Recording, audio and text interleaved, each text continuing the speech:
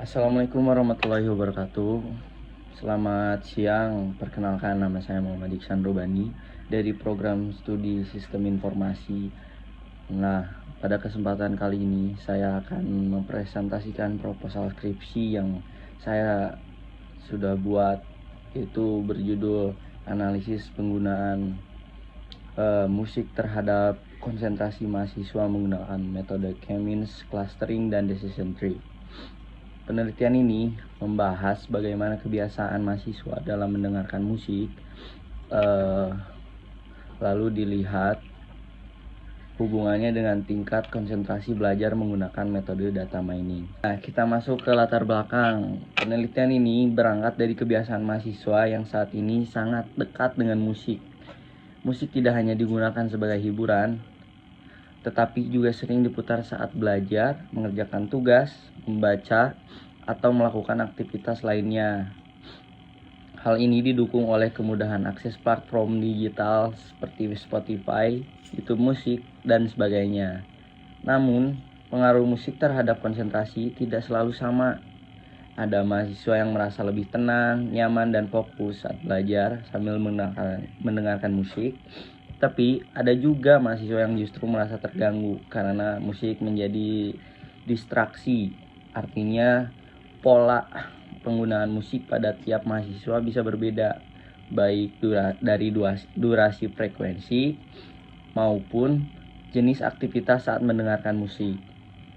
Nah, berdasarkan kondisi tersebut, saya melihat bahwa perlu dilakukan penelitian untuk mengetahui pola penggunaan musik pada mahasiswa sekaligus menganalisis faktor-faktor yang berhubungan dengan menggunakan kombinasi K-means clustering untuk pengelompokan pola dan decision tree untuk menganalisis faktor yang berhubungan dengan konsentrasi. Masuk ke berdasarkan latar belakang tersebut, terdapat beberapa masalah yang dapat diidentifikasi. Yang pertama, penggunaan musik saat belajar sudah menjadi kebiasaan umum di kalangan mahasiswa, tetapi belum ada pemahaman yang jelas mengenai pola penggunaan musik yang baik atau sehat. Lalu yang kedua, setiap mahasiswa memiliki kebiasaan mendengarkan musik yang berbeda-beda, misalnya dari segi durasi mendengarkan, frekuensi, maupun aktivitas yang dilakukan sambil mendengarkan musik. Lalu yang ketiga, pengaruh musik terhadap konsentrasi juga yang tidak selalu sama. Ada mahasiswa yang merasa lebih fokus, tetapi ada juga yang justru sulit berkonsentrasi.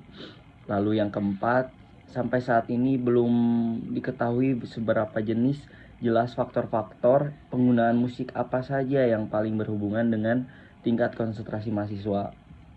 Dan yang terakhir, belum ada rekomendasian yang dapat dijadikan acuan mengenai pola penggunaan musik yang baik untuk mendukung konsentrasi belajar. Nah, dari identifikasi masalah tersebut, maka rumusan masalah dalam penelitian ini ada 3, yang dimana yang pertama, bagaimana penerapan metode K-means clustering dalam pengelompokan pola penggunaan musik pada mahasiswa.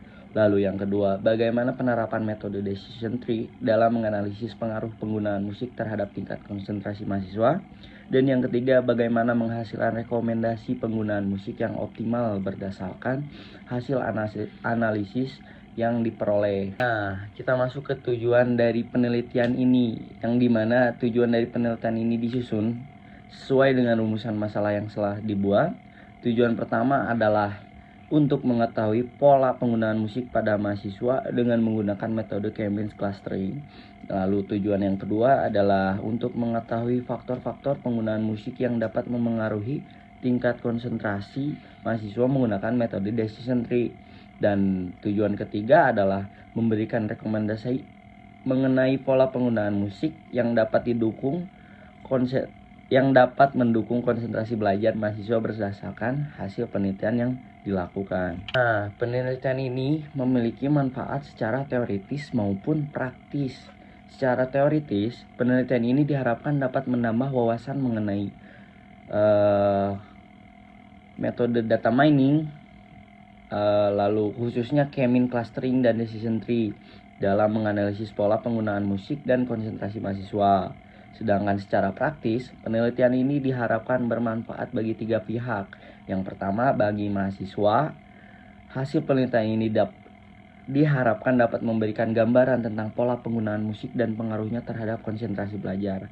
Lalu yang kedua, bagi program studi, hasil penelitian ini bisa menjadi bahan informasi mengenai kebiasaan mahasiswa dalam belajar sambil mendengarkan musik. Lalu yang ketiga, bagi peneliti selanjutnya, yang dimana penelitian ini diharapkan dapat menjadi referensi untuk penelitian lanjutan yang berkaitan dengan musik, konsentrasi, maupun penerapan data mining. Nah, masuk kepada bagian penelitian terdahulu, saya meninjau beberapa peneliti yang relevan. Dari hasil kajian, diketahui bahwa decision tree sudah cukup banyak digunakan untuk klasifikasi performa atau kinerja mahasiswa, sedangkan K-means clustering juga banyak digunakan untuk pengelompokan perilaku atau karakter mahasiswa.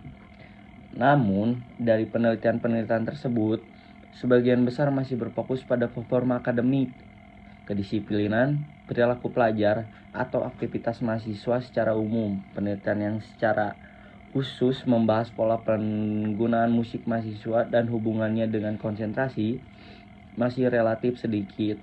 Selain itu, penggunaan K-means clustering dan decision tree secara bersamaan dalam satu penelitian juga belum banyak dilakukan. Karena itu, gap penelitian terletak pada masih minimnya penelitian yang mengkaji soal penggunaan musik mahasiswa menggunakan pendekatan data mining, khususnya dengan kombinasi dua metode tersebut. Novelty atau kebaruan penelitian ini dapat menggabungkan K-means clustering untuk mengelompokkan pola penggunaan musik dan decision tree untuk mengetahui faktor-faktor yang berhubungan dengan konsentrasi mahasiswa. Penelitian ini menggunakan pendekatan kuantitatif karena data yang digunakan berupa data angka, hasil kuesioner, dan hasil data crawling menggunakan metode komputasional. Jenis data yang digunakan adalah data kuantitatif, sedangkan sumber datanya adalah data primer yang diperoleh langsung dari mahasiswa melalui penyebaran kuesioner. Selain itu, penelitian ini juga didukung dengan studi literatur untuk memperkuat landasan teori dan penelitian terdahulu. Populasi penelitian adalah mahasiswa yang memiliki kebiasaan mendengarkan musik dalam aktivitas sehari-hari, khususnya saat belajar atau mengerjakan tugas. Sampel yang digunakan sekitar 50-100 mahasiswa dengan teknik pengambilan sampel purposive sampling, yaitu responden dipilih berdasarkan kriteria tertentu yang sesuai dengan kebutuhan penelitian. Dalam penelitian ini terdapat 4 variabel utama yang digunakan. Yang pertama ada variabel pertama, durasi musik, yaitu lama waktunya mahasiswa mendengarkan musik.